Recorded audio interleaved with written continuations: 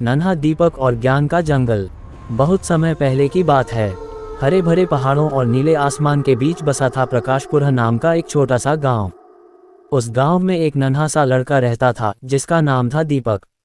दीपक उम्र में छोटा था लेकिन उसका मन सवालों से भरा रहता था। वह हर चीज के बारे में जानना चाहता था। सूरज क्यों चमकता है, पेड़ हमें हवा कैसे देते हैं और पानी हमेशा नीचे ही क्यों बहता है।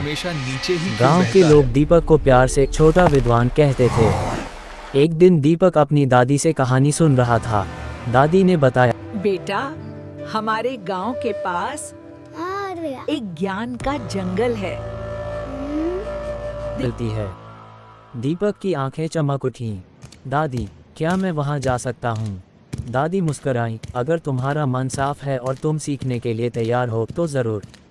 अगली सुबह दीपक अपने छोटे से बैग में पानी, रोटी और एक कॉपी पेंसिल रखकर जंगल की ओर चल पड़ा। पहला सबक, पेड़ का ज्ञान। जंगल में प्रवेश करते ही उसने एक बहुत पुराना बरगद का पेड़ देखा।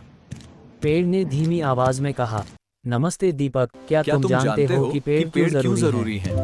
दीपक ने सोचा और बोला, पेड़ हमें फल, लकड़ी और छाया देते हैं। पेड़ हंसा, हाँ, लेकिन सबसे जरूरी बात, हम तुम्हें ऑक्सीजन देते हैं जिससे तुम सांस लेते हो। अगर पेड़ नहीं होंगे तो जीवन नहीं होगा।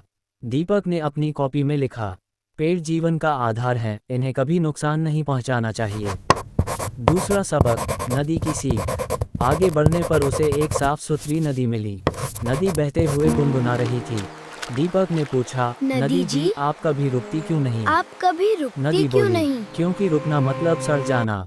मैं हमेशा आगे बढ़ती हूँ, रास्ते में आने वाली रुकावटों से सीखती हूँ और उन्हें पार कर लेती हूँ। दीपक समझ गया कि जीवन में भी आगे बढ़ते रहना चाहिए। उसने लिखा, समस्याओं से डरना नहीं, उनसे सीखकर आगे बढ़ना चाहिए।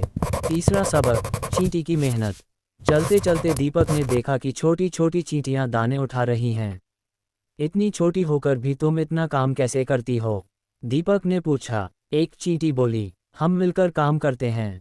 मेहनत और सहयोग से बड़ा काम भी आसान हो जाता है। दीपक ने मुस्कुराकर लिखा, मेहनत और टीमवर्क से सफलता मिलती है। चौथा सबक, उल्लू की बुद्धिमानी। जंगल के बीचों बीच एक पेड़ पर एक उल्लू बैठा था। उल्लू ने कहा, दीपक, सच्चा ज्ञान बोलने से नहीं, सुनने और समझने से आता है।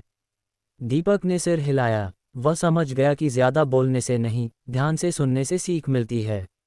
उसने लिखा, अच्छा इंसान बनने के लिए अच्छा श्रोता बनना जरूरी है। पांचवा सबक, सूरज का संदेश। अचानक जंगल में रोशनी फैल गई। सूरज बादलों के पीछे से झांक रहा था। सूरज बोला, मैं रोज उगता हूँ और सबको रोशनी देता हूँ, बिना किसी भेदभाव के। तुम भी ऐसा ही बनो, सबकी मदद करो। दीपक की आंखों में खुशी के आंसू आ गए। उसने आखिरी बात लिखी, अच्छाई बांटने से बढ़ती है। वापसी और बदलाव। शाम होते होते दीपक घर लौट आया। दादी ने उससे पूछा, क्या मिला ज्ञान के जंगल में? दीपक ने अपनी कॉपी खोलकर सारे सबक पढ़कर सुनाए। दादी गर्व से बोली, अब असली परीक्षा शुरू होती है इन बातों को जीवन में अपनाने की। उस दिन के बाद दीपक ने पेड़ लगाना शुरू किया, दोस्तों के साथ मिलकर पढ़ाई की, बड़ों की बातें ध्यान से सुनी और सबकी मदद करने लगा। धीरे धीरे पूरा गांव बदलने लगा। लोग समझ गए कि ज्ञान किताबों में ही नहीं, प्रकृति और अनुभव में भी छिपा होता है। और इस तरह नन्हा दीपक सच में एक ज्ञानवान इंसान बन गया। कहानी की सीख बच्चों के लिए।